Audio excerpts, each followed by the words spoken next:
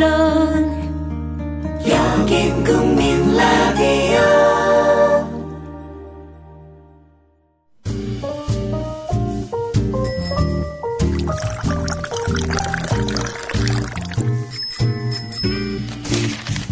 아침 신문 귀로 읽기 김용민 PD의 조간 브리핑. 네, 6월 26일자 주요 조간신문들이 전하는 기사 짚어보겠습니다. 김용민 PD의 조간 브리핑입니다. 안녕하십니까? 네, 안녕하십니까? 예, 어제에 이어서 오늘의 헤드라인을 장식한 인물. 네. 예, 김명수 사회부총리 겸 교육장관 후보자군요. 예, 그렇습니다.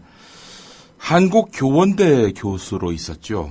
한국교원대 대학원 박사 학위 과정을 밟고 있는 학생 한 명이 한겨레 신문 기자에게 김명수 명예교수의 3시간짜리 강의를 들었는데 매주 1시간 반씩만 수업했다 이렇게 말했습니다. 수업에도 반띵 정신이 있었군요. 예. 반값 등록금도 아니고 반값 강의. 예, 그렇습니다. 예. 1.5학점짜리입니까 그러면? 3학점이 아니라 예. 김명수 후보자는 이번 학기 교원대에서 교육의 행정적 기초라는 3학점짜리 강의를 맡았는데 매주 수요일 저녁 6시부터 밤 9시까지 3시간 강의였습니다. 첫 수업부터 마지막까지 줄곧 절반 강의만 했다고 합니다. 그래 놓고는 말이죠. 김명수 후보자가 뭐라고 했느냐. 어디 가서 1시간 반만 수업한다는 얘기는 하지 말라. 이렇게 당부했다는 겁니다. 예. 반토막 강의뿐 아니라 조기 종강도 문제입니다. 윤관석 새정치민주연합 의원은 김명수 후보자가 6월 11일로 정해진 이 과목 종강의를 5월 28일로 앞당겼다 이렇게 밝혔습니다. 김명수 후보자는 학생들한테 인사청문회 준비로 바빠서 일찍 종강한다 이렇게 설명했다고 합니다. 김명수 후보자는 반토막 강의마저 매우 부실하게 운영한 것으로 알려졌는데요. 한겨레 신문과 인터뷰한 그 대학원생은 수업 시간의 많은 부분을 아들 이야기와 개인사 따위로 채웠다. 심지어 학생들의 생각은 고려하지 않고 박근혜 대통령 찬양에 가까운 발언을 해서 불쾌한 적이 많았다. 멀리 지방에 와서 지금 뭘 듣고 있나 싶은 적이 많았는데 차라리 일찍 종강해서 좋다. 이렇게 말했다고 합니다. 한편 나승일 교육부 차관은요. 다음 달 3일로 예정된 전교조 교사들의 조퇴 투쟁에 대해서 학생 학습권 침해가 우려되는 만큼 법과 원칙에 따라서 엄정하게 대응할 것이다. 이렇게 밝혔습니다. 전교조가 수업을 조정해서 학생들의 학습권 침해는 없도록 하겠다. 이렇게 밝혔는데 말이죠. 예. 받아들여지지는 않았습니다. 교육부 장관 후보자는 조퇴하는데 네. 이 전교조 교사들은 조퇴하면 안 됩니까? 게다가 이 김명수 후보자는 합법적이지 않은 그런 파행적 예. 편법 조퇴고 전교조는 법에 기초한 조퇴를 한다는 거 아닙니까? 예. 한국교원대 대학원 박사학위 과정에 있는 학생들의 학습권은 뭔지 네. 예, 묻고 싶습니다. 누구는 되고 누구는 안 되고 예, 이런 거지요. 예, 한겨레 오늘 3면 기사입니다. 한국일보 2면으로 가보겠습니다. 새정치민주연합 박홍근 의원실에서 밝힌 건데요. 김명수 후보자가 한국교원대 교육학과 교수로 재직하던 2010년과 2012년 두 차례에 걸쳐서 정치 후원금을 기부하고 10만 원 한도의 세액 그리고 소득공제를 받았습니다. 그러나 국가공무원법 제65조에 따르면 공무원이 선거에서 특정 정당 또는 특정인을 지지 또는 반대하는 행위를 금지하면서 구체적인 사례로 기부금을 모집 또는 모집하게 하거나 공공자금을 이용 또는 이용하게 하는 것이다 라고 명시하고 있습니다. 말하자면 정치 후원금 기부 행위도 여기에 저촉된다는 것이죠. 기부할 당시 한국교원대 교수로 재직하면서 교육공무원 신분이었다는 점을 감안한다면 불법 행위에 해당하는 기부금 모집을 한 셈이 됩니다. 예. 자, 그런데 말이죠. 앞서 검찰은 통합진보당에 가입하거나 당비 혹은 소액 후원금을 낸 혐의로 교사와 공무원을 무더기 기소했었죠. 공무원의 정치적 중립 위반에 대해서는 이렇게 엄중한 잣대를 들이댔던 검찰입니다. 누구는 되고 누구는 안 되고 제2탄입니다. 이게. 예. 검찰에 고발해야 되겠군요. 글쎄 말입니다. 누군가가. 예. 아직 뭐 고발 단계까지 가지 않았기 때문에 뭐 김명수 후보자에 대해서 검찰이 봐줬다 이렇게 말할 수는 없는데요. 예. 누군가 고발을 하면은 뭐 수사에 들어가겠죠.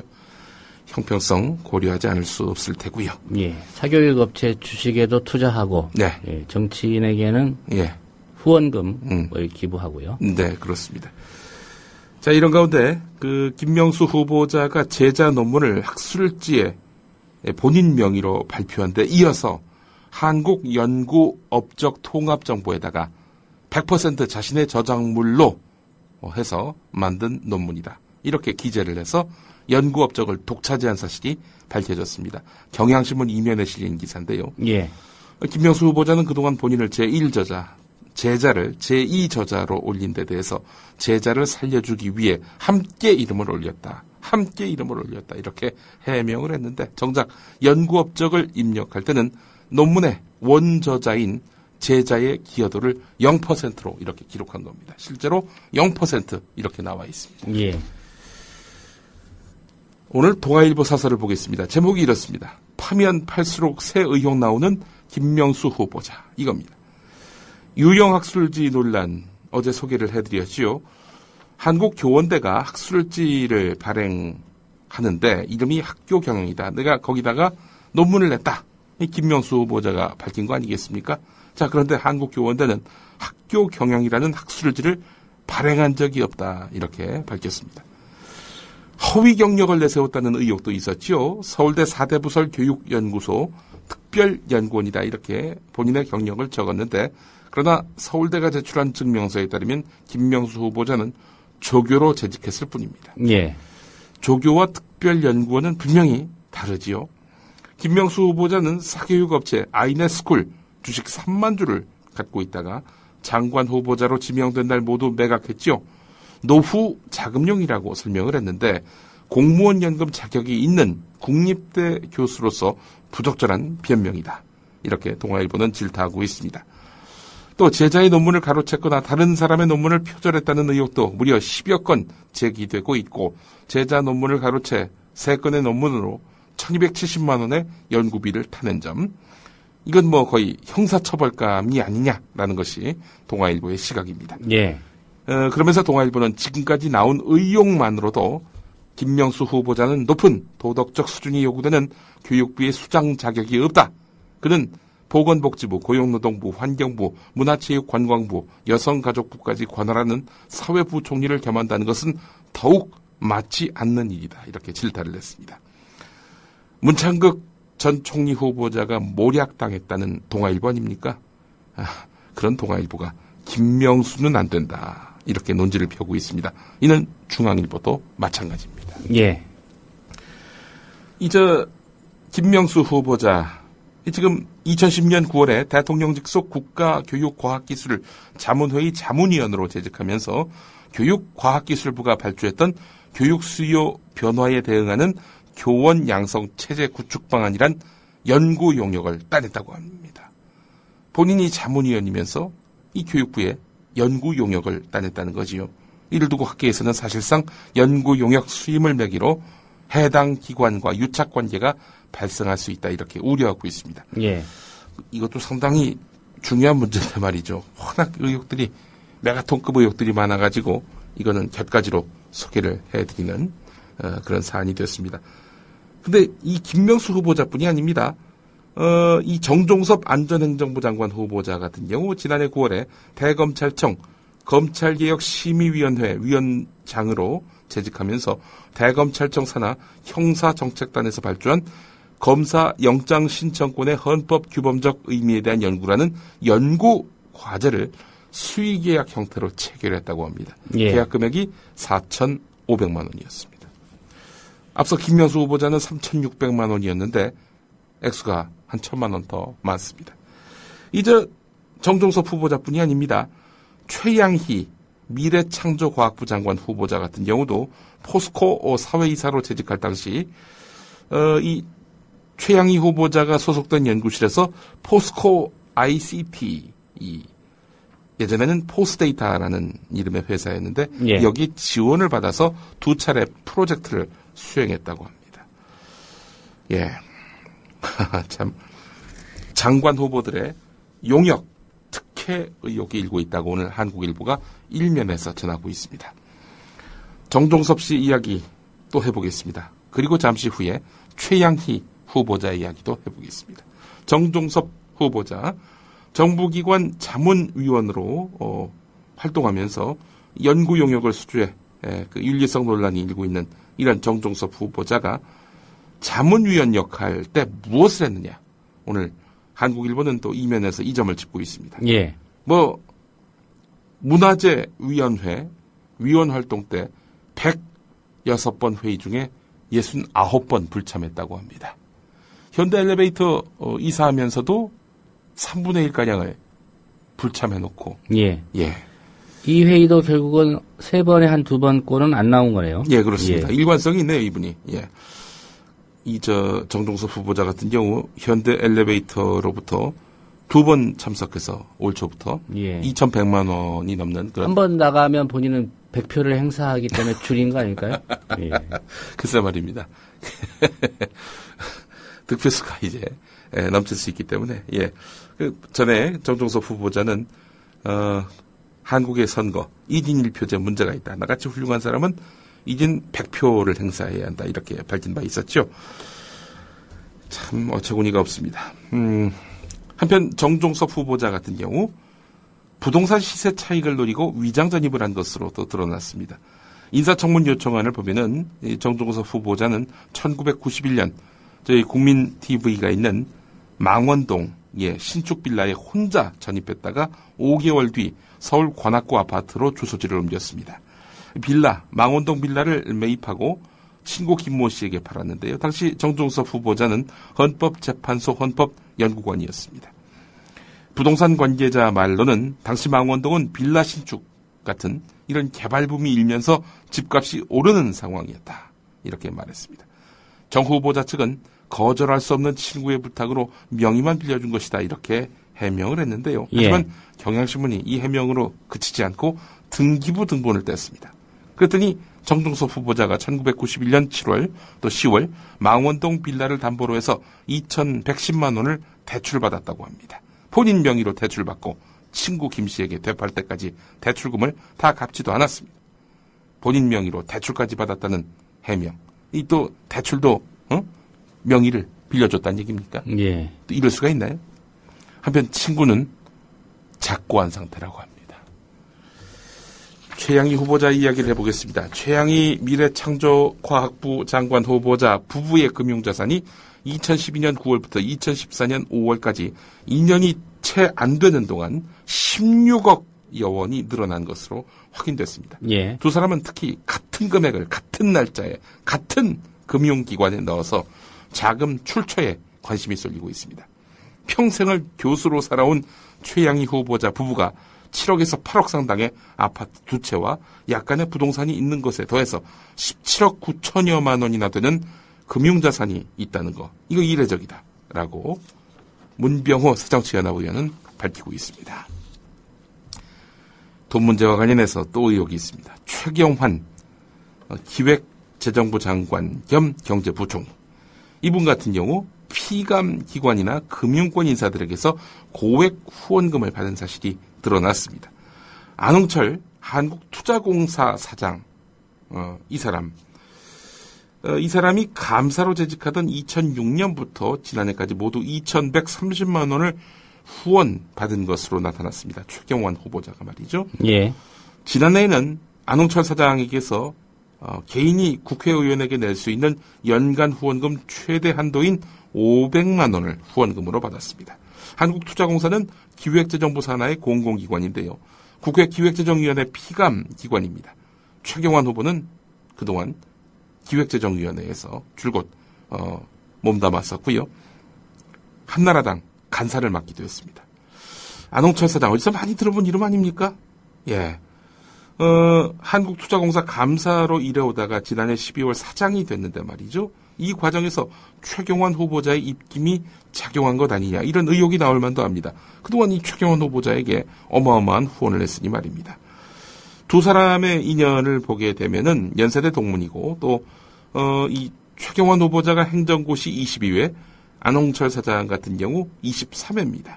예.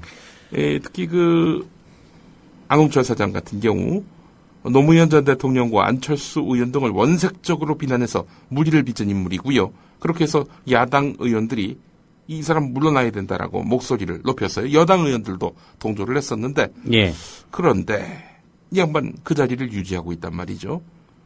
당시 여당 원내대표가 누구였느냐? 바로 최경환 후보자였다는 겁니다. 예. 2012년 대선 때는 박근혜 캠프의 특별 직능 단장이었군요. 예, 그렇습니다. 유정복, 서병수 이런 분들에게 1인당 기부 한도액인 500만 원씩 이렇게 후원을 했습니다. 친박 실세들에게 중점적으로 고액의 후원금을 보냈던 거지요. 자, 그 밖에도 이 최경환 후보자는 금융권 관계자들로부터 후원금을 받았는데 2006년에서 2007년 우리은행 민영화와 외환은행 인수로 금융권이 유례없는 경쟁을 펼칠 때 이순우 우리금융지주회장과 김진성 전 하나은행 부행장으로부터 이렇게 후원금을 받았습니다.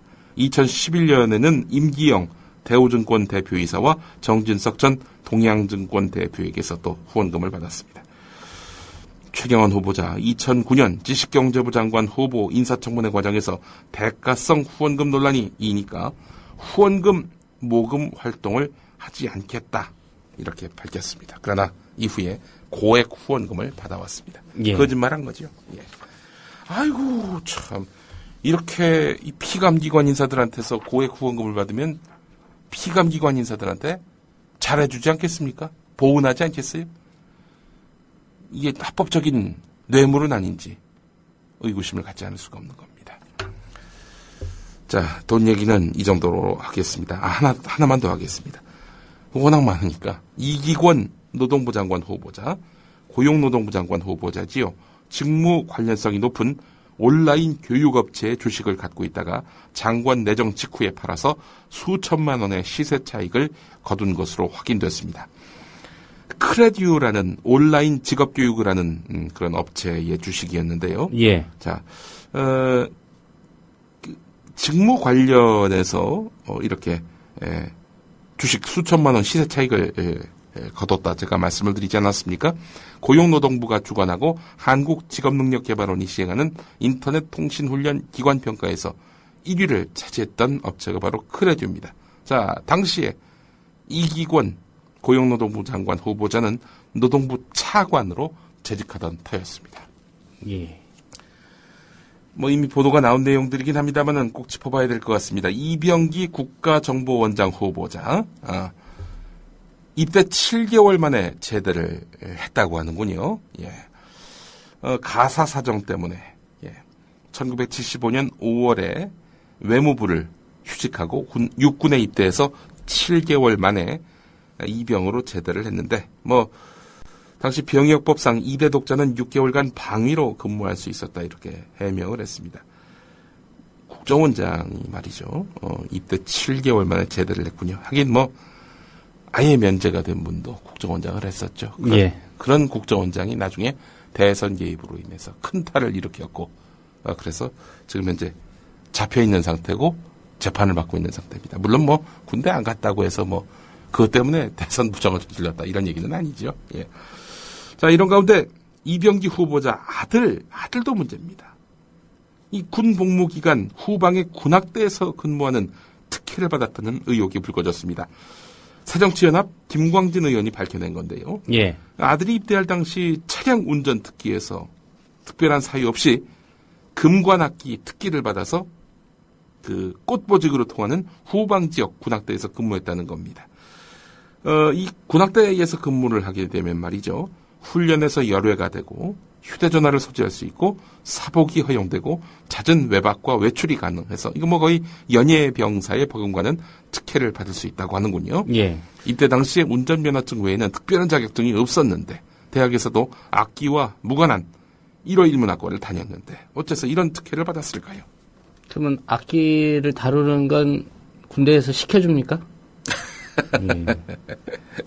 알 수 없는 일입니다. 평소에 뭔가 좀 악기를 다루는 소질이 있다거나 네. 경험이 있어야 그래도 군악대 배치를 하는 게 합당할 텐데 네. 이 교육까지 시켜준다면 다른 사병들 같은 방법으로 불러다가 예. 육군 군악대 운영하면 될 텐데 말이죠. 예. 이병기 후보자들 이름은 이악기인가요? 예. 뭐 말도 안 되는 개그 한번 해봤습니다. 박근혜 대통령과 이완구 새누리당 원내대표가 문창극 낙마 다음날 전격 회동을 했습니다.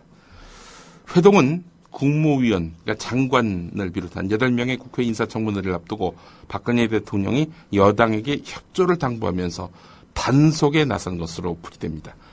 단속에 나선 것으로 풀이되는 그 정황 가운데 하나가 이례적으로 회동이 있었다라고 민경욱 대변인이 이렇게 브리핑을 했다는 점입니다. 예. 야, 지금 원내대표가 대통령 만나고 있거든? 왜 만나는지 알지? 뭐 이런 일종의 신호가 아니겠는가 풀이할 수 있다는 겁니다. 경향신문이 사면에서 주목한 내용입니다. 자, 이런 가운데 청와대 인사위원회 거수기였나? 이런 의문을 오늘 국민일보가 3면에서 제기하고 있습니다.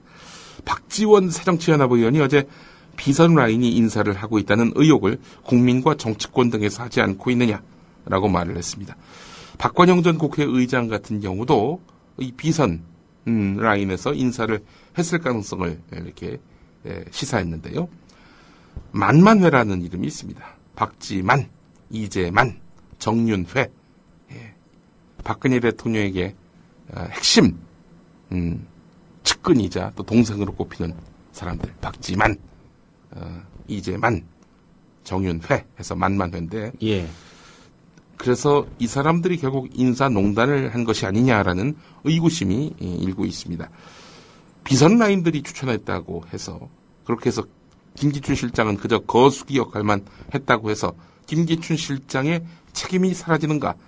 그렇지 않다는 목소리가 더 거세다고 국민일보가 전하고 있습니다. 야당은 물론이고 여당 내부에서도 김기춘 실장이 도의적인 책임을 져야 한다는 이야기가 나온다. 한 초선 의원은 김 실장이 현 여권에 도움이 되는 것보다는 짐이 되는 경우가 많은 것 같다라면서 이렇게 직격탄을 날리기도 했습니다.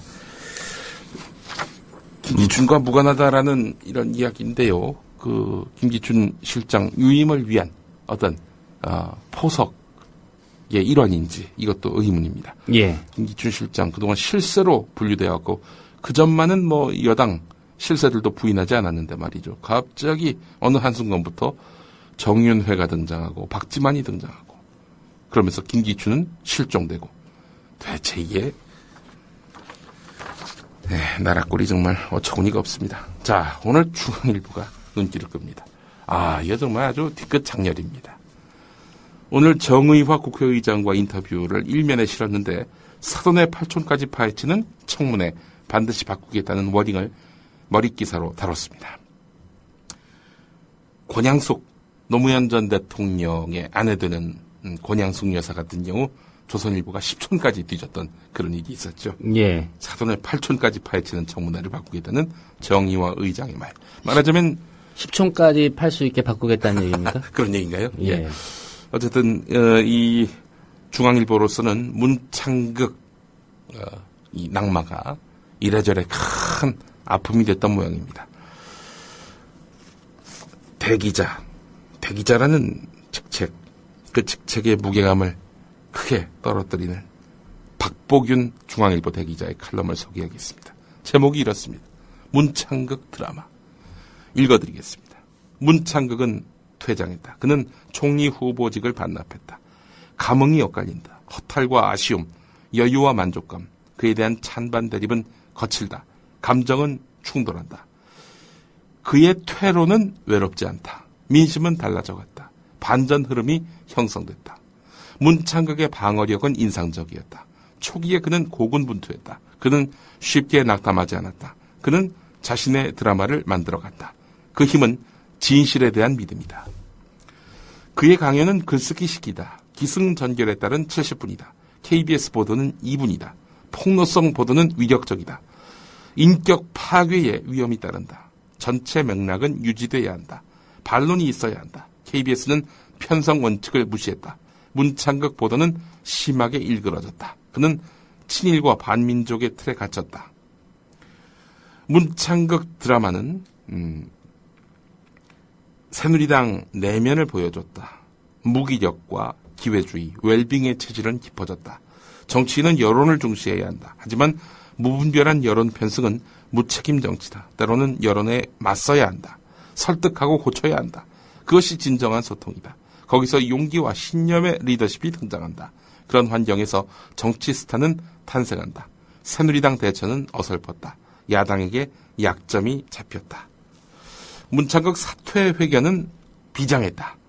회견문은 자유민주주의, 인권, 천부 권리에 대한 소신을 담았다. 그의 칼럼처럼 선명했다. 그는 찬반과 논란을 피하지 않았다. 그는 양비와 양씨의 글을 싫어했다. 그만큼 14일간의 문창극 드라마는 강렬했다. 그 드라마는 끝나지 않았다. 예. 이런 정신 나간 칼럼을. 이렇게 오늘. 훌륭한 분, 네. 문창극 씨가 중앙일보에서 부사장까지만 하지 않았습니까? 네. 사장으로라도 영입해서 예. 예. 그 드라마를 이어가면 되겠네요. 이렇게 훌륭한 분을 왜 모시지 않고 있는지. 글쎄 말입니다. 예. 정말 어처구니가 없습니다.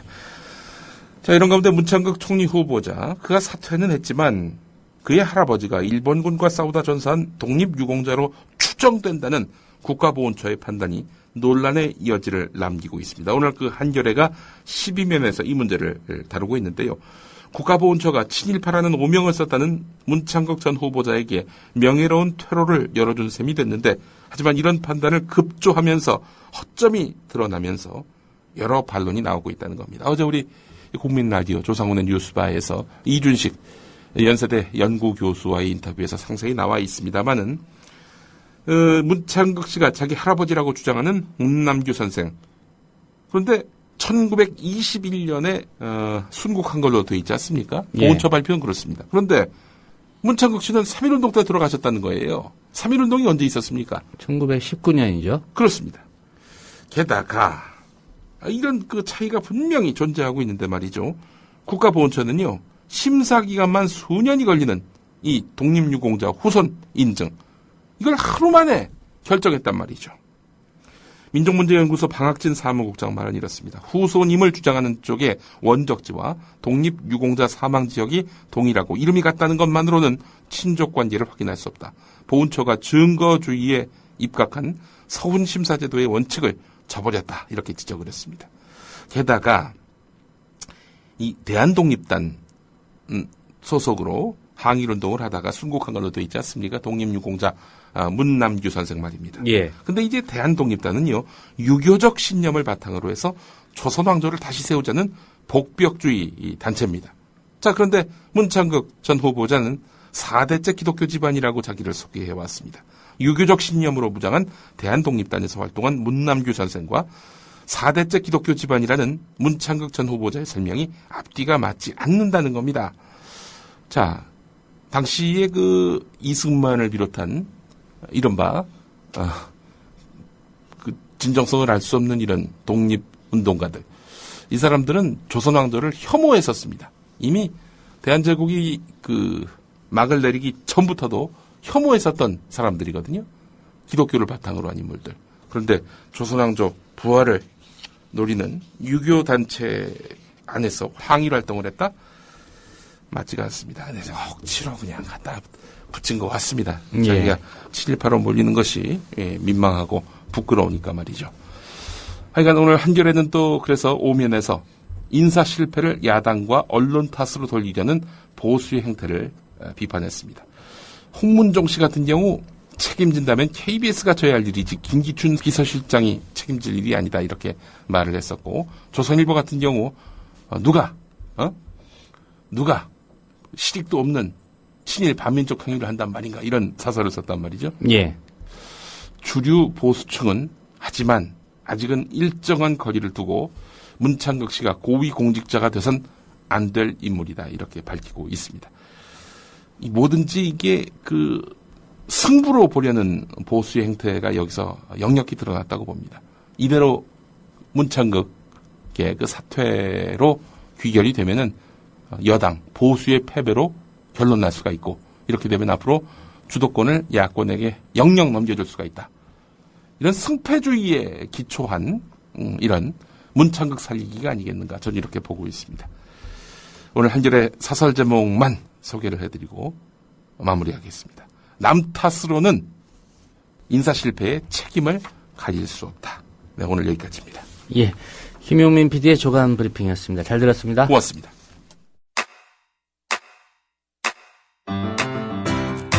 국민 라디오 지지하는 4가지 방법 아시나요? 다운로드하기, 별점 주기, 댓글 달기, 구독하기.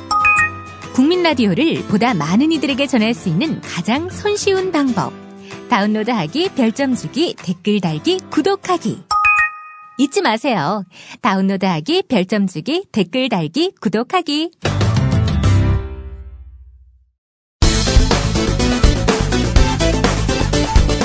(1971년) 당시 야당이었던 신민당 의원들이 제출한 오치성 내무부 장관 해임 건의안. 여당인 공화당 의원들 일부가 동의했는데 한마디로 대통령 박정희에게 여당 의원들이 비켓을 날린 사건. 조순영 전 의원이 JTBC에 나와 당시를 회고하는데 그리고 이제 중앙정보부 때는 그런 일이 있었죠. 그 내무부 장관이 오치성 씨라고 있었는데. 네, 오치성 내무부 장관이 있었죠. 네. 지금 행안부. 네. 대통령이 아주 신임 있는 분인데 야당에서 그 해임 건의안을 냈어요. 네. 야당에서 뭘 잘못했다고. 그랬더니 그때 여당이 공화당인데 네. 자기네들끼리 그 암투가 있어가지고 이걸 가결을 시켜버렸어요. 그랬군요. 그런데 해임 안 할 수 없거든요. 그렇죠. 그냥 박정희 대통령 불같이 화가 났다고. 네. 야당은 소수니까 야당만 찬성하면 안 되는데 네. 여당이 합세해가지고 가결을 시켰단 말이에요. 그러니까 그날 저녁에 원내 총무를 비롯해서 하는 그 여당 의원들, 야당 의원은 뭐 헛수 그걸 내버려 두고 여당 의원들을 100여 명을 중앙정보부 지하실로 다 끌어갔어요. 우와. 그래가지고 얻어맞기도 하고요. 예. 왜 대통령 저 뜻을 어기고 말이지 함부로 이러는가 말이야. 그래가지고 원내 총무도 그만두고요. 그때 그 여당 내에 이제 4인방이라고 실세들이 있었어요. 네 분이. 이들 다 퇴진하고요. 하여간 큰 저기나. 아니 의원들이 정보기관들한테 맞았어요? 그러면 맞기도 하고 그냥 끌려가는 거예요. 그냥 오래면 가고 그 당시엔 그랬습니다. 이와 관련해 이재희의 이 작가가 쉽게 풀이하고 그래서 당시 중앙정보부장이 이후락이었습니다. 이후락. 공작 정치의 달인. 대가. 그렇습니다. 그래서 이후락 불러서 야, 저 새끼들 뭐냐? 네가 알아서 조져라. 이렇게 돼서 말입니다. 남산으로 끌려가죠. 네 사람이? 네 사람이 다 끌려갑니다. 정말 하늘을 나는 새도 떨어뜨린다는 그 권력자 네 사람이. 그런 게 어딨어요. 그러니까 그 순간은 아니었겠지만 어쨌든 그 전까지만 하더라도 이 4인이. 그렇습니다.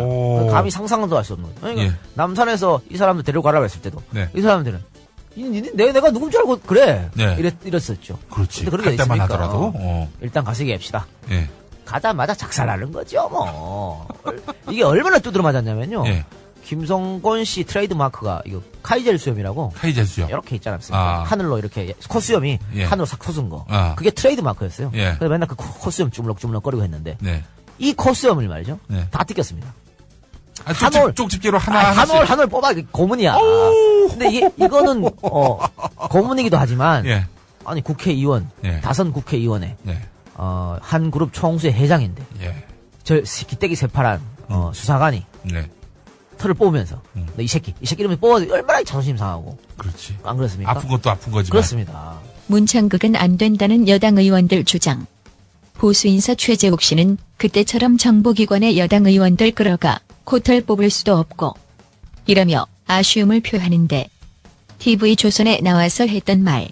그때는 그래도 그걸 어떻게 대통령이 치료했냐 하면은 그 반대한 사람들 전부 중앙정보부 잡아갔어요.